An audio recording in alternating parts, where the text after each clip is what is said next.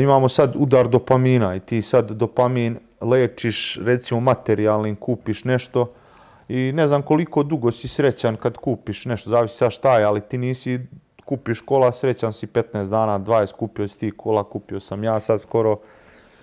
To zadovoljstvo, ok, konstantno zadovoljstvo kad imaš taj komfor, ali taj neki hype prođe, ide dalje, a ti kad si duhovno stabilan, ti si stabilan i ne tražiš neki nadražaj, neku sreću, nešto, jer ne može toliko da utiče na tebe.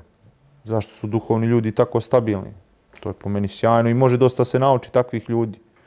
Jednostavno, običan čovjek ne kaže. Možda i nekome i rješenje da bude da se zakaluđeri i to poštujem, ali običan čovjek može da nauči dosta od ljudi koji su duhovna lica, od pravih duhovnih ljudi koji su pravi u zastupanju svoje vere koja god daje, da može dosta toga pametnog da se nauči i da taj čovjek bude stabilniji.